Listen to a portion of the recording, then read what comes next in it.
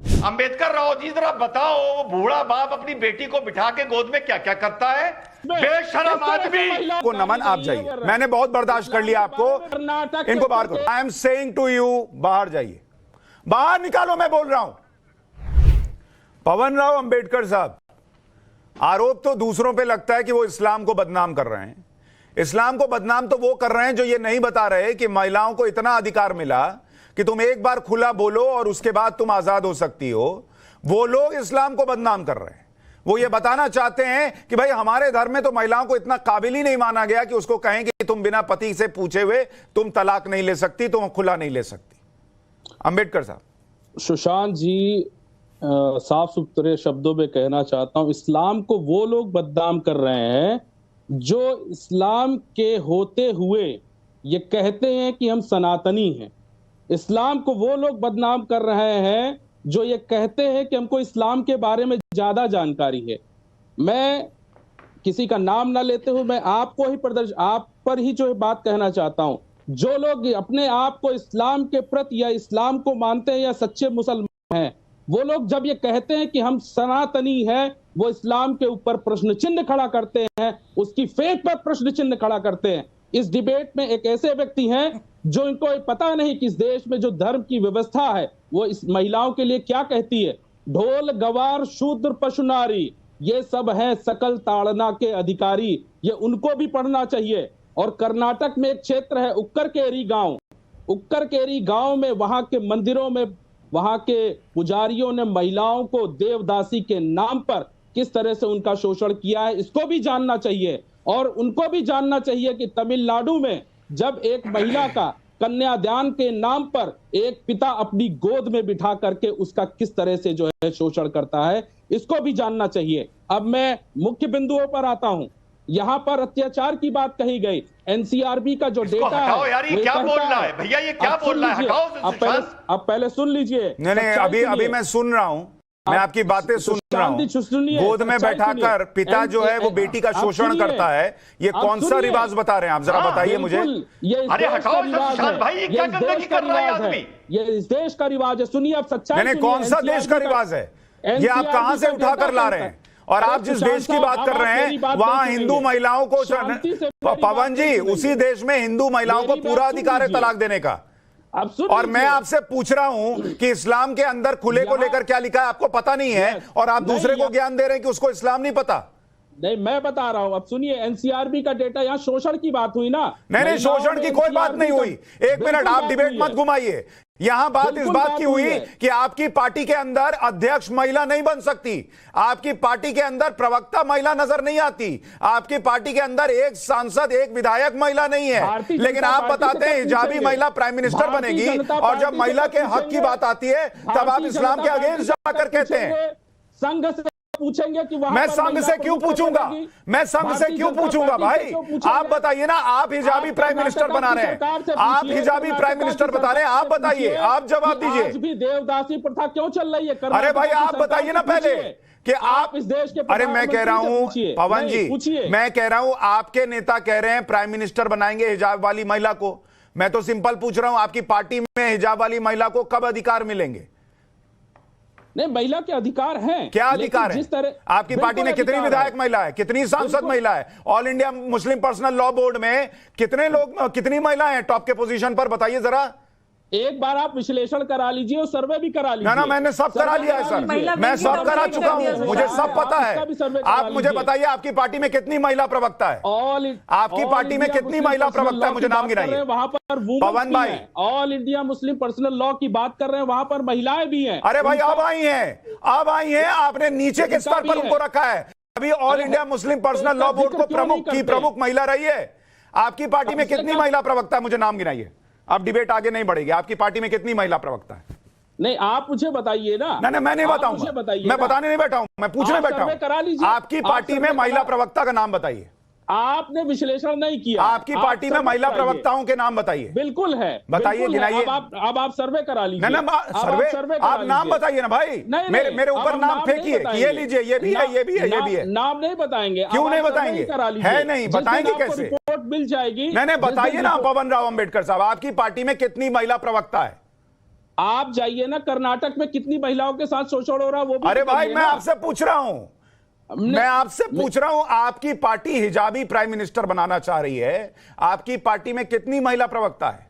ये आप शुद्ध रूप से आप अपने किसी भी व्यक्ति को भेज करके सर्वे करा लीजिए। मैं क्यों सारा सर्वे दूध का सर्वे दूध कराऊं? पर- अब मैं पूरे क्योंकि देश में AIMIM का सर्वे कराऊं कि आपके यहाँ महिला प्रवक्ता है या नहीं, और आप यहाँ बैठकर नहीं बोल पाएंगे, और अभी बड़ी बड़ी बातें बोल गए कि किसके गोद में क्या होता है और किस जाति में क्या होता है, ये बोलते वक्त सर्वे के लिए नहीं बोला आपने।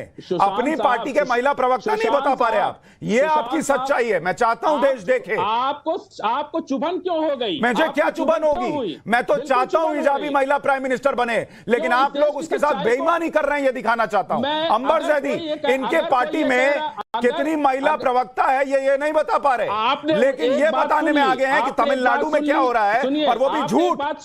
आपने एक बात अंबर जैदी, कोई वे कह रहा है कि इस्लाम के बारे में मैं नहीं जानता हूं जी। तो मैं सुशांत, यही बात तो समझने की है कि किस तरह से महिलाओं की फ्रीडम ऑफ चॉइस और महिलाओं के अधिकारों के नाम पे जो ढोल पीटते हैं, ये खुद ही अपनी पार्टी में महिलाओं को वो स्थान नहीं देते जो महिलाएं डिजर्व करते हैं। ना तो इनकी पार्टी में ना कोई प्रवक्ता है, ना विधायक है, ना कोई सांसद है, ये उसको प्रधानमंत्री बनाने करते हैं। और जब आप all India Muslim personal law board की बात करते हैं तो अभी कुछ दिन पहले उन्होंने अपना विमेन विंग ही टर्म डिसॉल्व कर दिया। वो लोग महिलाओं के अधिकारों की बात करते हैं, और सबसे विडंबना इस देश की ये है कि इतने सालों से ये पूरा all India Muslim personal law board आज तक एग्जिस्टेंस में है। किसी ने आज तक सवाल नहीं उठाया कि आप लोगों ने इतने वर्षों में क्या सवाल किया। आप महिलाओं के अधिकारों की बात करते हैं, जब भी महिलाओं के अधिकारों की बात आती है ये हमेशा विरोध करने के लिए कोर्ट में पहुंच जाते हैं और महिलाओं को लेकर इस तरह की अभद्र टिप्पणियां करते हैं, तो उस पर कोई सवाल नहीं उठाएगा। लेकिन महिलाओं के अधिकारों के नाम पर इतने वर्षों से ये मलाई काट रहे हैं जहां पे महिलाओं की जगह नहीं है। ये बड़े मजे की बात है और इनको कोई एतराज नहीं है जो अभी यहाँ पर बैठे हुए। अभी हम बात करेंगे पिछड़े वर्ग के अधिकारों की, महिलाओं की, शोषित वर्गों की, उसमें मुस्लिम महिलाएं जो सबसे ज्यादा जिनका शोषण होता है, संविधान के अंतर्गत उनके साथ डिस्क्रिमिनेशन हो रहा है। आप उसकी बात कीजिए ना, आप कौन से अधिकारों की बात करते हैं? मैं बस इतना चाहता हूँ, अगर बोलते हैं तो करके दिखाइए। आज तक समान अधिकार रिजवान अहमद, आप सब को समान मानते हैं ना। रिजवान अहमद जवाब दें। रिजवान अहमद बोलना चाह रहे हैं। रिजवान अहमद बोलिए। की बात करेंगे तो फिर सभी महिलाओं की बात कब करेंगे? सुशांत भाई, आप पहले कुरान पढ़ के आ जाइए। सुशांत भाई, उनको नहीं पता भाई, वो तो पता चल गया। उनको भी नहीं पता, माजिद हैदरी को भी कुरान कितनी पता चल गया। रिजवान अहमद बोलिए। उसमें खुला के लिए लगा सुशांत भाई, तलाक खुला, ये तलाक देने के तरीके। अंबर चुप हो जाए। लोगों को अंबर जैदी, एक मिनट रुक जाइए, एक मिनट रुक जाइए। वो गोल पोस्ट घुमा रहे हैं, उसमें फंसिएगा तो डिबेट इधर उधर हो जाएगा। वो गोल पोस्ट घुमा रहे हैं। उनसे कुरान का पूछ रहा हूं तो वो कह रहे हैं कि रिजवान अहमद अपने आप को सनातनी क्यों बताते हैं। सुशांत भाई, वो गोल पोस्ट घुमा रहे हैं, वो होने मत दीजिए वरना डिबेट इधर उधर हो जाएगी। रिजवान अहमद बोलिए। मैं किसी का नाम नहीं लेता हूं, जिनको सुशांत भाई समझे, उन्होंने भले नाम लिया ना लिया हो, मैं लेता हूं।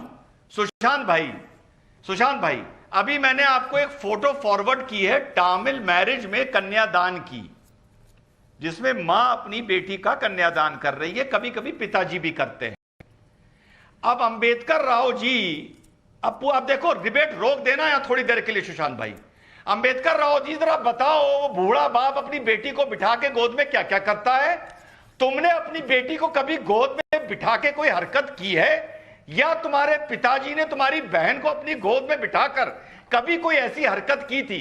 बताओ, पूरे देश को बताओ आज तुम। चलो बताओ। चलिए, प्रथा मैं दिखा देता हूं ना। इस देश की प्रथा यह है कि ऐसी प्रथाएं हैं जहां पर तुमने अपनी बेटी को गोद में बिठाया या नहीं बिठाया, ये बता ना। पहले ये बता। तूने अपनी बेटी को गोद में बिठाया या नहीं बिठाया है? तुम्हें नहीं ये बता कि यहाँ पर क्या चल रहा है। ये बता तू, के इतिहास तूने अपनी बेटी को गोद में बिठाया या नहीं बिठाया है? इतिहास के बारे में पढ़। तूने अपनी बेटी को गोद में बिठाया या नहीं बिठाया, ये बता।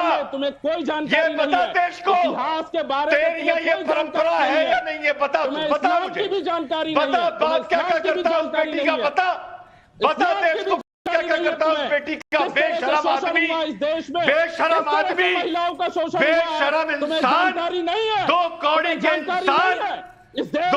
के इंसान अगर आज मैं तेरे सामने होता ना, सामने। मैं एक मिनट रोक रहा हूं दोनों को। एक मिनट दोनों लोग रुकिए। एक मिनट दोनों लोग रुकिए। एक मिनट मैं आप दोनों को रोक रहा हूं। प्लीज दोनों रुक जाइए एक मिनट। पवन राव अंबेडकर साहब, आप क्या बोल रहे हैं उसके बारे में सोचिए कि एक पिता अपनी बेटी को गोद में बैठाकर आप जो बोल रहे हैं ना उसके बारे में 10,000 बार पहले सोचिए और उसके बाद चर्चा कीजिएगा। मैं उस पर जा ही नहीं रहा हूं क्योंकि आपकी बात जो है वो चर्चा के लायक भी नहीं है। मैं नहीं मानता उसको चर्चा के लायक।